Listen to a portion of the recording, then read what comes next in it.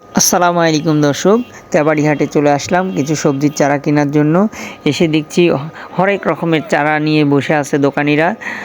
বেগুনের চারা, মরিচের চারা, টমেটোর চারা, পটলের চারা, পিঁপের চারা, লাউয়ের চারা, মিষ্টি কুমড়ার চারা, বিভিন্ন রকমের চারা নিয়ে তারা বসে আছে। এর মধ্যে থেকে আমি কিছু মরিচের চারা কিনবো, আর কিছু পটলের চারা কিনবো, আর কিছু পিঁপের চারা কিনবো। কিছু দেখুন, পটলের চারা কিনেছি, এটাই লাগাচ্ছি জমিতে। পটলের চারাগুলো কিন্তু সুন্দর, আর মরিচের চারাগুলো আগেই লাগিয়ে ফেলেছি। মরিচের চারাগুলো এই যে দেখছেন লাগানো হয়ে গেছে। এই পটলের চারাটা বড় হয়ে এই যে যা বেড়া দেখা যাচ্ছে, এই বেড়ার উপর দিয়ে দিব। পরবর্তীতে আপনাদের দেখাবো কেমন পটল ধরছে, মরিচ ধরছে, সেটাও দেখানোর চেষ্টা করব।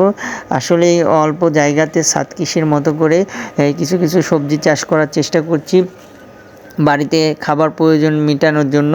দেখুন, কিছুদিন আগেই কিন্তু কিছু পুঁই শাকের চারা লাগাইছিলাম, সেই পুঁই শাকগুলোই বড় হয়ে গেছে। এখন আজকে কিছু পুঁই শাক তুলছি।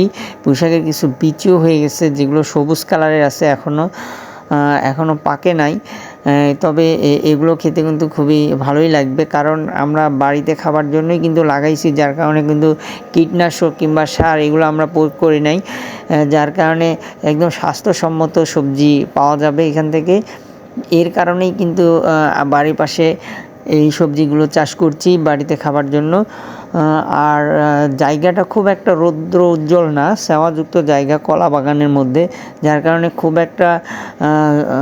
খুব একটা ভালো হয় নাই। তবে যা হয়েছে আলহামদুলিল্লাহ ভালো, বাড়িতে খাওয়ার জন্য একদম পারফেক্ট উপযোগী।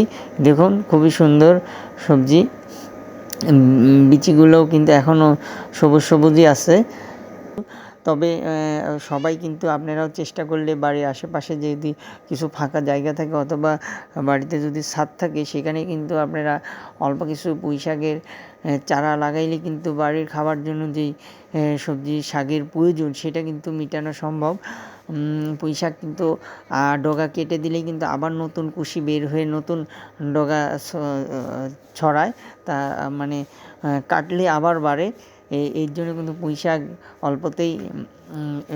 অল্পতেই কিন্তু বাড়ির খাবারের প্রয়োজনগুলো মেটানো সম্ভব। আর নিজে চাষ করে নিজে যে সবজি খাওয়ার মধ্যে যে একটা আনন্দ, সেটা কিন্তু একটা আলাদা ব্যাপার।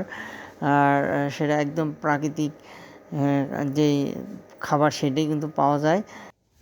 আমরা আমাদের বাগানে পুঁই শাকের পাশাপাশি মরিচ, পটল, পালং শাক, তারপরে বেগুন, টমেটো, পেঁয়াজ, লাল শাক, সবুজ শাক, বিভিন্ন রকমের শাকসবজি চাষ করেছি পর্যায়ক্রমে, সেগুলো আপনাদের দেখানোর চেষ্টা করব। আর কলা গাছগুলো বড় হয়ে গেছে, আস্তে আস্তে কলা গাছও কমায় ফেলবো, তখন কিন্তু সবজি চাষ আরও ভালো হবে। আর কলা কেমন ধরছে সেটাও দেখাবো। আমাদের বাগানের কলাও কিন্তু সেই মিষ্টি, সুস্বাদু। আজকের মতো সবজি তোলা শেষ। দেখুন কত সুন্দর সবজি, একদম চকচকা, একদম অথেন্টিক।